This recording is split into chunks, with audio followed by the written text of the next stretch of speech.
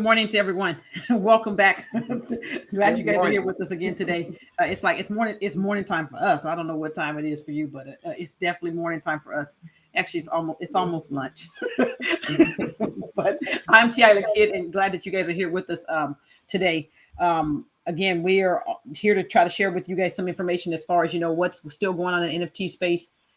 Okay. All right. Last week, I think it was last week, we talked about TikTok. Okay. For one sale, the sale a day ago ended 28 ETH, a little over $100,000. Okay. TikTok is now starting to pick up on some of the NFTs. The auction, ended again. This one ended literally yesterday, and it sold for 28 ETH. Will someone be able to make more than their 28 ETH? I'm quite sure they will be able to get more than their 28 ETH because again, it's one of the first ones that's coming out on TikTok. So, be on the lookout for what TikTok is offering. They have another one that's just started, the Real Iron Chef. This one is going to be going on for 6 days. And so, it's people are getting more creative with what they're doing on some of these sites because I mean, like just we're like everybody's on TikTok now. We're like, well, I'm barely trying to get on this first thing right now. But the younger people are moving to TikTok. And I shouldn't say younger like I'm not, but younger people are all on TikTok, and they have all these big followings. So now they're trying to figure out how to be creative and get to start making some of the money. So it's again, here's the Real Iron Chef, and I know it talked a little bit on here, even as far as this particular person that's doing this. It's a what did it tell me? I read it a little earlier. A virtual avatar, okay, virtual avatar. So again, this one, how much it's going to go for?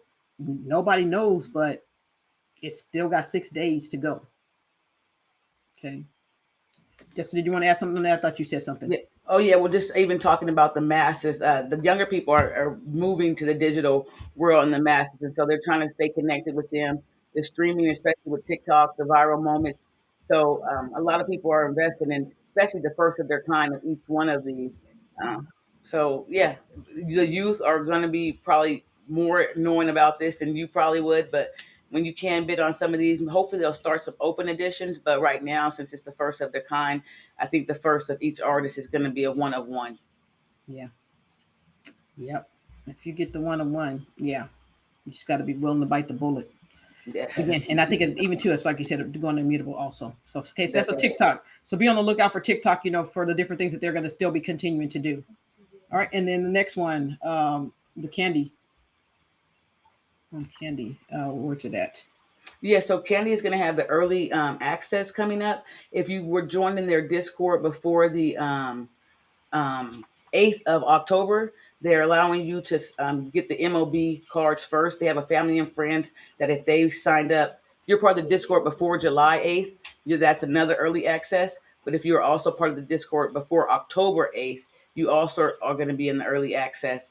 And the way to check that is by going to the Discord and you'll see your name light up. If you've joined the Discord, you'll see your name to the right in the early access section. So some of you may have joined the Discord from the previous times. Has been us talking about the drop coming up, but it's going to be pretty close now because that was the 8th deadline, and they've had like 15,000 or more join since that date. So, um, and even to add to that, some of these Discords to add like they're figuring out how to add people very quickly. Not like Candy, I'm saying, but other Discords have now become hip to adding or partnering with someone else, and then they're sending their members to that Discord. So sometimes you have to pay attention to those numbers when we're seeing the Discords go so high, but it takes no time for Discords to now fill up with so many people just Yeah. because people are looking for that stuff.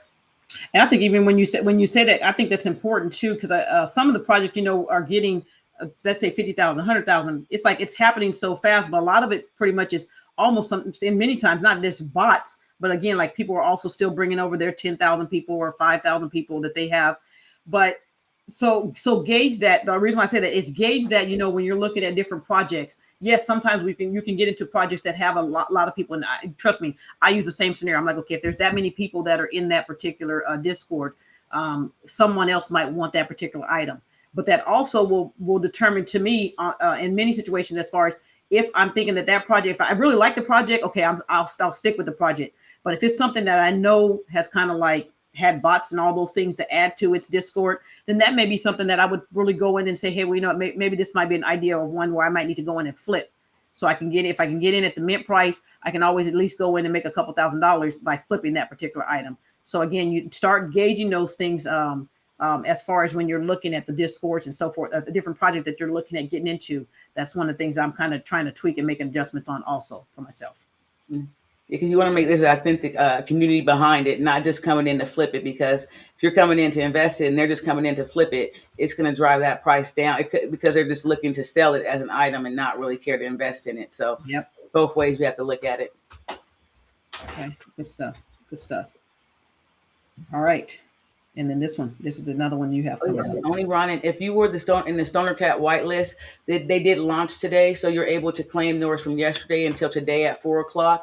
And after that, if you were not part of the Stoner Cats or weren't able to whitelist, they are going to allow you to come in and to reserve a ticket to purchase one of those.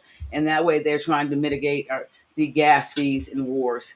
So if you aren't the owner of one of the cats, you are able to, the public sale will start tomorrow, but you'll be able to do like a pre-sale, basically register for a ticket for that item so that they're trying to, like I said, combat the gas fees on that.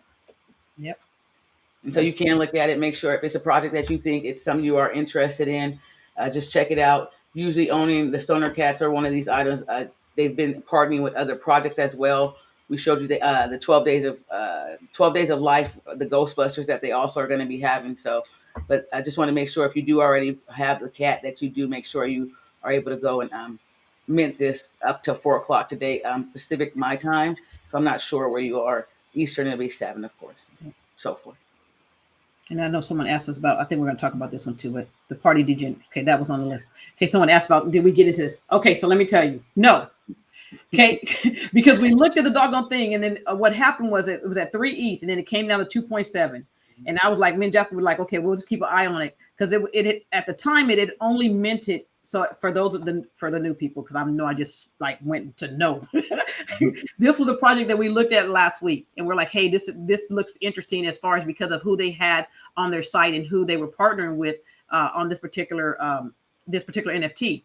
So, but they started off with the Dutch auction where it started off at 3 ETH, and then then within 24 hours, the time would come down.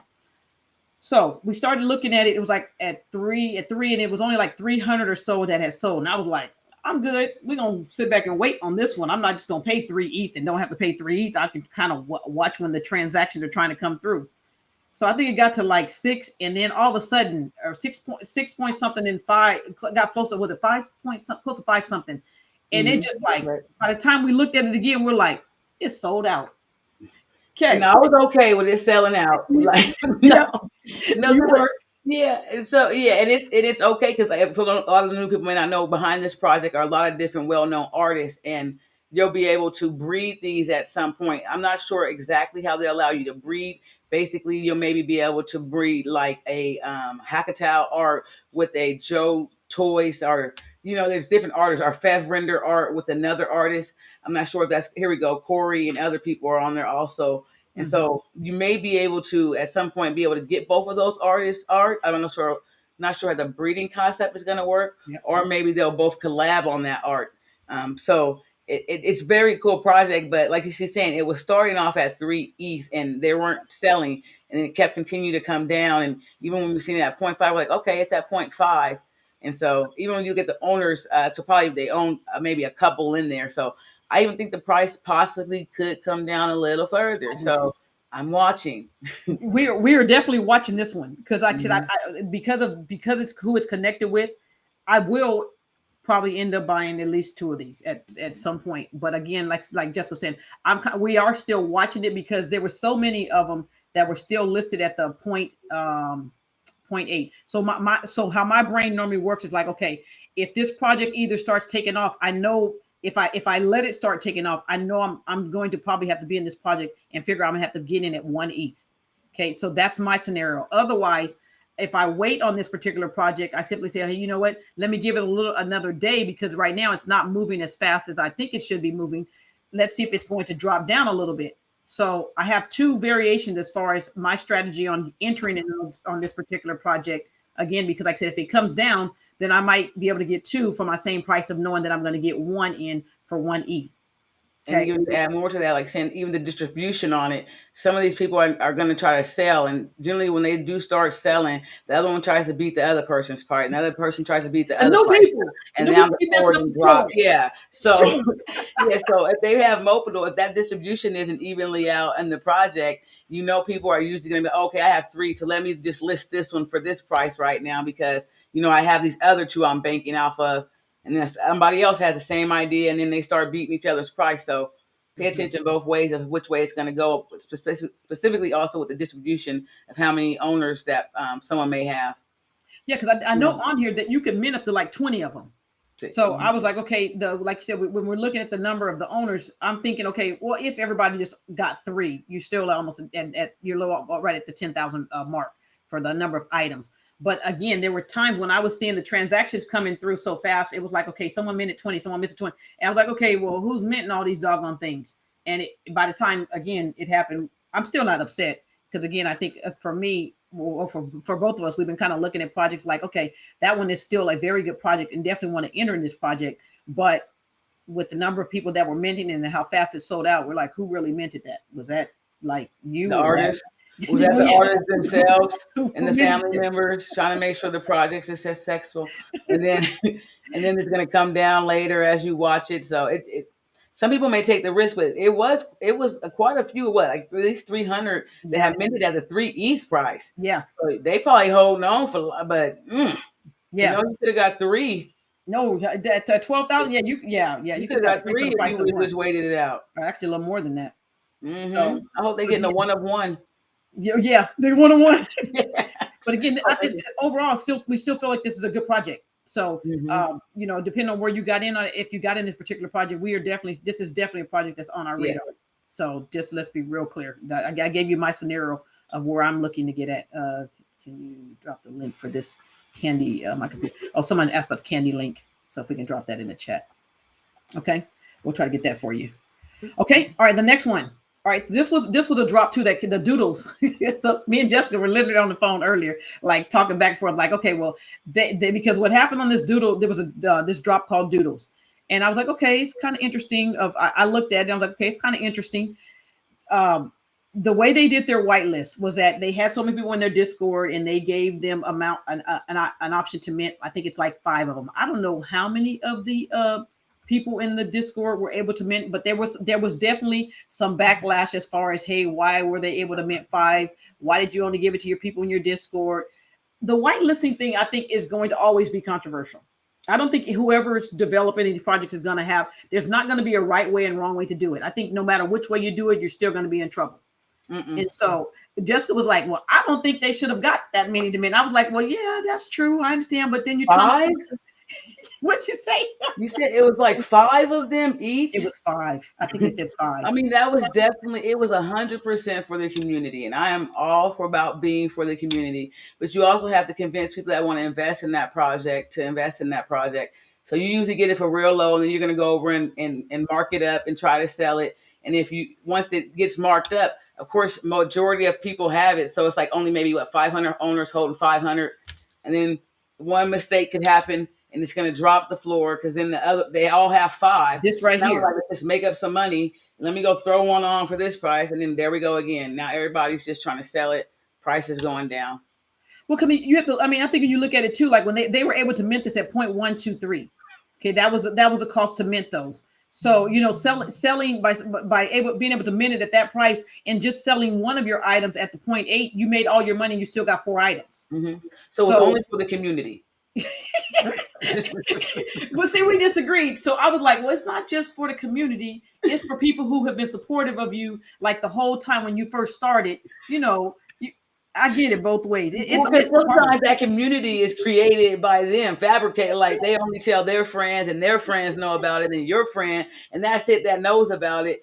And so they've created this community, and it's good. No, if you're part of that community, you are winning. So I'm not, first class, it's not hate. If you're in that community, that's great. That's how they're looking out for you. But from the investor side, if I want to come into it, that I'm looking at different things of how many the whitelist isn't even okay for me. Like having a certain number of whitelists, like 1 or 2 being able to come into it. But if you're giving them 5 and then you want me to come in and buy it at 8 times the amount of that you just dropped it at, like it's just, and it may be worth it for you. Certain project is going to get that demand that you're going to do that. Don't get it twisted. Like you're going to do that. But Yep. I don't know if Doodles is going to be. I hope it is. I thought it was pretty cool, but I'm not. I'm watching it. You're watching it. Yeah, as you can tell, we had this conversation. We went back and forth. I was like, but it's for the community people who've been supportive. And just like, I know, but they got to convince me to come now. And I was like, I get it. I mean, but for me, again, there's sometimes some projects where you're like, okay, I missed the whitelist on that particular project, but I did my research. I know this is a solid project. I know they have some good things coming on that particular project. I'll go ahead and get in on that project. I'll find a good position to try to get in on. So hypothetically, even on this one, if this one's at 0.8, I'm not looking for something down here at this 0.1 something, whatever. I'm not looking for something way down here to buy. I'm looking for something at the very beginning in case this thing goes south. Hopefully I might be able to get out. I'm looking for this item at the lowest ones available, because I think many times, sometimes you guys will rush to get into projects and you're like, well, hey, this project is up and running and it's moving really fast and I want to get in on this project. And you go buy something that's 1 point something ETH or 2 ETH. And now you've got to go through all of these doggone people to even get to your price to even try to get out of that position that you took. So again, that's my craziness of how I'll look at this particular project. Again, as far as the minting part of it, that's going to always be controversial. I don't think any developer is going to be able to hit that head on as far as, hey, that's the right way to do it or that's the wrong way to do it. No matter which way you do it, you're going to always be wrong on it. So and even to add to that, a lot of them haven't did whitelist, but like the meta stores, some of them have done it and they only have 1,500 for the public. That to me just put a bad taste in my mouth. So she still did it, but for me, I was like, I'm not even trying to get in a project. I don't even care who's in it. So I'm like, there'll be plenty of other projects. And I'm sure they made money, but some people aren't. I'm getting into projects for the long term. I usually don't sell my items like that unless it's a project I really don't care for the investment on, or I was just trying to do it as an experience. So we have different sides, like she's saying, but the whitelist is great, definitely a great thing, but I do like it to be kind of evenly distributed for the selling side of things to not crash its own market. Because when you see was it Mechaverse? Yeah, that's the one. Yes, yeah, you can't. Sometimes it's almost too hard to recover.